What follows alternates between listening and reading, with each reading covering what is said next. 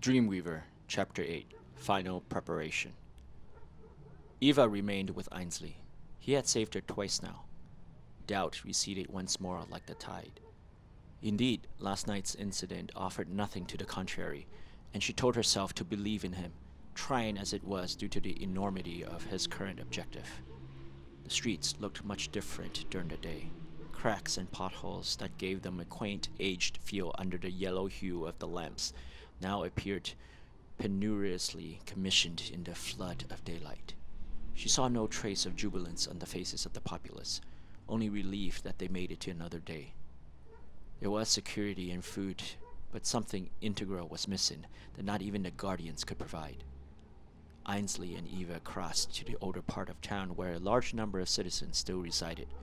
The scene was something Eva was more accustomed to seeing. Poor peddlers stalked the streets.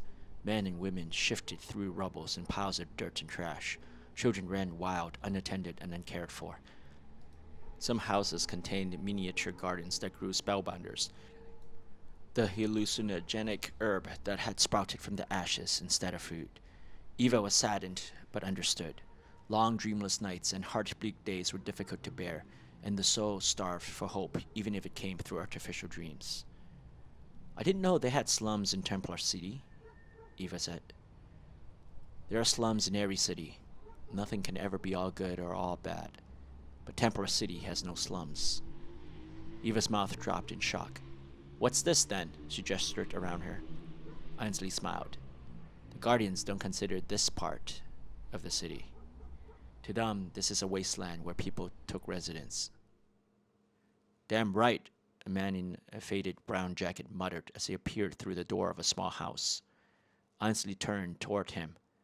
Daniel, how have you been? Still alive and feeling like crap. So, the usual. The man named Daniel lifted a hand to scratch the white stubble that dotted his chin. Who's the chick? Ainsley patted him on the shoulder. Eva, my good friend. So show some respect. The man grumbled as he stared at her. I get it.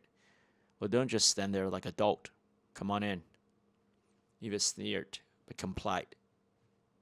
Inside, the rank odor immediately assaulted her nose with a sharp, acidic smell. The place reeked of negligence and uncleanliness. She looked at Ainsley, but he didn't seem to notice. They exited to a patio where a small set of white lawn chairs lay facing the yard. The men took their seats, and Eva joined them. So what brings you to this place? Ainsley dipped into his pocket and produced a dried forager eyeball. I've heard you're going to be traveling. I thought you might want this to ward off those creatures. The man reached for the item, but Ainsley quickly withdrew it. Daniel grumbled. What is your price? You know people who collect waste from Templar City, including from the Grand Court. Daniel laughed. Crappers. We call them crappers just like the pots. What do you want with them? Nothing, except to leave the job of the Grand Court to us. Daniel looked at them suspiciously, but he knew better than to ask, especially in his line of work. Besides, none of this was his concern as long as there was profit to be made, and a dried forager eyeball was rare and valuable, much more so than the small amount of spellbinders he would need to bribe the crappers. All right. Ainsley placed the shriveled eyeball on the table. When are you leaving? He asked, pointing at the barren yard. I remember a lot of things used to grow there. Daniel chuckled and took from his pocket a packet of spellbinder seeds. Not anywhere without my babies. The man gave them a mischievous smile. Day after tomorrow, heading south. Hopefully, I'll find more fertile land. You know, a lot of these don't even grow anymore. Hell, nothing grows except in the greenhouses the Guardians built. Well, best of luck. Ainsley stood to leave, and as he turned, Daniel called after him. You don't have to always come to me to trade these forager parts, you know. There are others who will take them. Ainsley nodded. I know that, but I always enjoy seeing a grumpy old friend. Get out of here, you two. Out of here. The man raised his hand and moved it back and forth, swatting invisible flies, but the mirth in his voice could not be disguised. Mariska and Missy arrived a day later and brought with them finality to the situation. All the pieces were set, awaiting deployment. Eva was glad not only to see them, but to have them share in her obsession with details. The plan was discussed, reviewed, improvised, and each step was repeated. The key points in the city were visited and revisited, as with every route that they might take. By the time Missy and Eva went to the sewers, they had already been there for the 8th time in the past 3 days. Even without a torch, Eva had no doubt they could navigate through the underground network. The faithfuls would arrive tomorrow and hold council in the inner sanctum of the Grand Court. At first, Eva thought she would be tremendously nervous when the moment neared. Surprisingly, an indescribable inner calm enveloped her. Is it from acceptance of the inevitable, or from the faith she had in her companions? Eva didn't know, nor did she care for the moment. Her entire being was focused on completing her assigned task, and she compartmentalized everything else, knowing, hoping things would work out in the end. She recalled the first time she stole. Incidentally, it was the only time she ever got caught. Her parents had died weeks ago, and she had nothing to eat. She was just one of many homeless children at the time, and in a place where no one had enough. Life wasn't a right.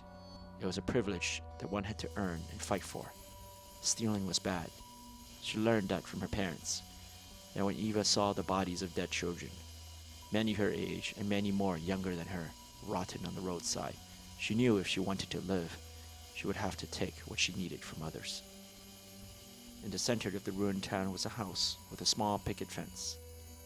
The lawn in the front had long wilted and died, as did the flowers and trees. Through the window, however, small pots of vegetables could be seen growing. Eva's stomach churned at the thought of food. She didn't even care if that meant there were people inside. She hopped the small fence and hunched low as she rounded the back. There were voices coming from the open door, but they sounded muffled and far away, perhaps from upstairs. Eva slid into the house. The smell of food drew her blindly toward the kitchen. Pots were boiling and bread laid unattended, releasing waves of hot steam into the air. Eva didn't wait any longer. She bit off a mouthful of the bread before grabbing at another, ignoring the searing heat. Her eyes darted around as she stuffed cans of sardines and tuna into her pocket. In her haste to escape with 2 loaves of bread and a pocket full of sardines, she tripped over a chair. A man peered down the stairs. The instant their eyes locked, they both ran, Eva out the back door and he down the stairs. She had made it over the fence when the man caught a fistful of her hair. Before she knew it, Eva was pulled to the ground. Kicks bombarded her stomach and back. Twice her world faded black, but each time a jarring pain brought her back to the abuse. Whether it was fatigue or boredom, but certainly not mercy, the man stopped. He ducked into her pockets to retrieve the canned goods. Cursing loudly, he stripped her trousers in a final act of humiliation and gave her one last kick that sent her rolling onto the streets. Eva remembered lying there, thinking she had died and hoping she would wake up to find her parents by her side. Instead, she awoke alone in the cold night. Her entire body pained, though miraculously no bones were broken. Dried blood caked the corner of her mouth and hair, but none of it bothered her as much as the hunger. She crawled back up onto the sidewalk in near pitch black, save the light that filtered out through the window of the house. A piece of bread still lay on the ground, and she smiled. Her hands clutched onto it, pulling it tight against her chest as she slumped against the fence. She laughed, she cried, and she tore ravenously into it. The next day, she stole from him again. Eva's life didn't come easy, and she'd be damned to give it back. Light soon poured in through the exit of the sewage tunnels. Missy was cheerfully whistling, as she was prone to do, a tune that her brother had taught her. Eva thought that this was Missy's way of communing with the dead boy. "Are you nervous?" Eva asked. "Are you?" Missy replied in her usual curt manner. Eva shook her head. "When you set your mind to a task, then you can't have second thoughts. If you doubt, you lose." Missy laughed. "I was afraid you'd be a coward." "I am, but I won't live too long being one." "The more you don't want to lose something, the more likely you are to lose it. Isn't it funny how life is?" They stepped out into the light. I hope that's the last we'll see of the tunnel, Eva said. Missy glanced back at the dark hole. You know, sometimes the darkness ain't so bad. Makes you appreciate the light, no matter how faint, all the more. What happens if it's like this? Eva asked, staring into the sky.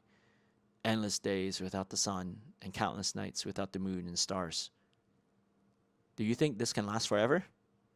There was a brief silence. No, you're right. Nothing can last forever. If there's a beginning, then there has to be an end. Same goes for the faithfuls. This time it was Eva who laughed. Thanks for staying and listening until the end. Let me know what you think of the story so far in the comment section below. Don't forget to like and subscribe to get alerts on new chapters. Also, if so inclined, you can buy me coffee or preferably boba on Ko-fi. Link in the description below. Thanks for tuning in and see you next week.